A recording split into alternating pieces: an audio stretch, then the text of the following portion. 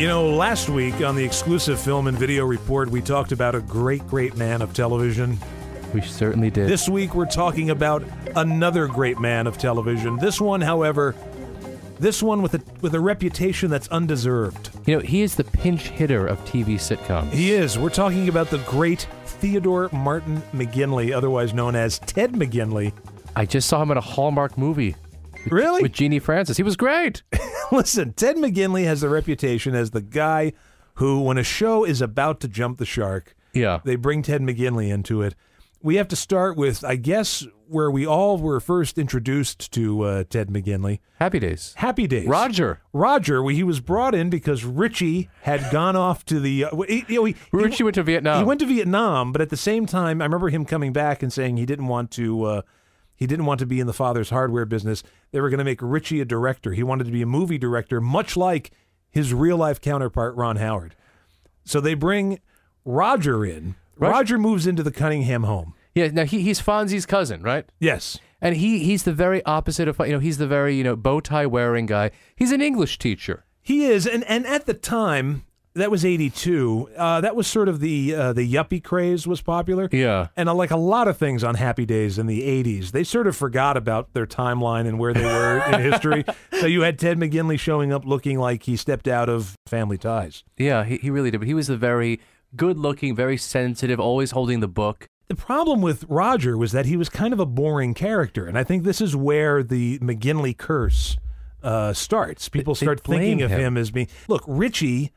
Well, I mean, he's Opie, for crying out loud. Richie was like as American as you could get, as big a movie star, American Graffiti, and he's a phenomenon. And so was Henry Winkler. You bring Ted McGinley in there, he's just starting out in the business. You saddle him with a character who's kind of dull. Yeah. And that dynamic, that Fonz and Roger dynamic, was nowhere near the same level as Richie and the Fonz. It just doesn't work. But that's a case where that show was on its last legs anyway. Yeah, so they had to put someone out into the arena. Yes, he was the sacrificial lamb of Happy Days. That's what Ted McGinley was. But he got something out of that. He got to take a cruise. The Love Boat. He came on when I think Gopher had left.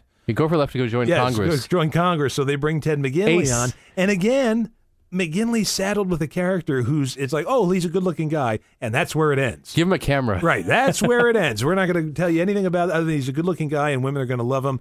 But he's boring. It doesn't matter what you look like. If you don't have anything to do, you're dull. I saw him in something that he wasn't boring. It was a really cool action movie with him and Dirk Benedict from the A-Team. 1984, he appeared in Revenge of the Nerds. That's a really big one because that's a huge film for some. I never really cared about the films, but he actually stayed on with these sequels, and then he comes back in the early 90s. Fox bought it as a TV movie. Right. Came back for that because he was on Fox at that time. He was on Fox at the time. And a colleague of mine, my friend, is in that movie, The Next Generation, because his friend directed it. And he says to me all the time, they're on the set having lunch, and Ted McGinley says, hey, you mind if I join you? And he's like, yeah, sure. And Ted was doing Married with Children during the day. Right. They worked around. He was doing 2 shows. Sure. He was doing that and filming. He's like, yeah, I had a long day at work. And my friend's like, yeah, where do you work? And he's like, oh, I'm on Married with Children. So then we get to Married with Children, 1991, and this is where it all turns around, because Ted McGinley had become the punchline to a joke prior to 1991. He had been in 2 shows that were in their dying days, Happy Days and The Love Boat, and sort of unfairly criticized for killing those shows. The reality is those shows were on the way out, and they brought him in to try and juice the shows a little bit, but it just didn't work. Well, what's interesting is the fact is that, once again, Ted is stepping in. David Garrison leaves to go do a play on Broadway. That was the reason. Right. But actually, Ted McGinley had guest starred earlier because there was a Christmas episode when it was sort of like It's a Wonderful Life. Right. Where Al gets to see his life if he wasn't around. Yes, and you saw who Peggy's married to, and it's right. Ted McGinley, and no one's screaming. But then they decide, let's use this guy. David's leaving. And so Marcy goes to a bankers convention, gets drunk, and wakes up married. To Jefferson Darcy. And let me say this, the beginning of that show, they really didn't know what to do with Jefferson Darcy, the first season or so, and then it changes to where Jefferson Darcy becomes Al Bundy's right-hand man. Yes. They are inseparable. They both join No Ma'am together. But what I like about Jefferson Darcy is that he leads this very dark life because he's like this gigolo with this who's always spending our money. But then we find out he went to jail, but also he was in the CIA. Yes, there are all these weird things happen with Jefferson Darcy, and also he plays off. I forget her name now. Marcy. Yeah, Amanda Bierce. Amanda Bierce. He plays off her so well. Yeah. And I love the idea of Jefferson Darcy as this ultimate man of leisure. Like, I remember when there was an episode where Marcy said she wasn't going to go to work and she'd quit her job. And then he said, you can't quit your job. Who am I going to wave to from the bedroom window when I watch all the people go to work in the morning? You know? He's so good at what he does. He's so good. And they made a joke on the show about Ted McGinley. Really? Where they were watching Happy Days, and they said, oh, it's one of the later shows. And they had Jefferson Darcy comedy. He's like, I like that guy. I didn't think he was that bad. The funny thing is, when he joined Married with Children, that it gave that show a boost. Some people think that he killed the show. I don't know why. The show ran from 91 to 97 with Jefferson Darcy. That's 6 long years of great success. He was a beloved character on that show. And by the way, no hard feelings with David Garrison. They always appear on these reunion specials all and the stuff. time. And Garrison came back all the time on that show. They even tried giving him his own series.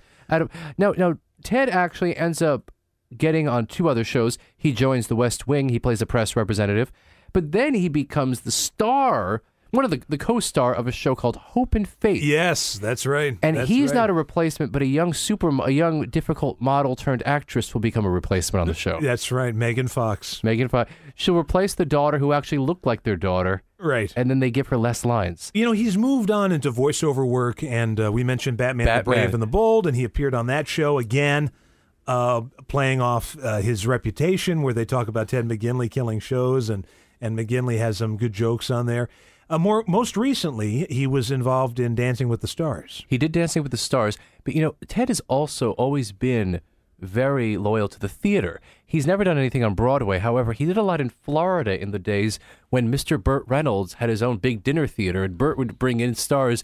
Ted was there all the time. What we're trying to do this week, and I think we've succeeded a little bit, is to try and wipe that stain of failure off of Ted McGinley, because it's so undeserved, and and I realize it's become a pop culture punchline. Yeah. People laugh and they go, oh, Ted McGinley, he's the guy, all those shows, he jumped the shark, he killed those shows. He didn't kill the shows. In fact, he had a long, long run on Married with Children, a beloved character actor. What's not to love? A great man of television. Hallmark movies. He's even done you bring that up as if it's a good thing. Hey, we don't want to end on that note. It's a paycheck, It is a paycheck. A gig is a gig, and that's it for this week on the exclusive Film and Video Report.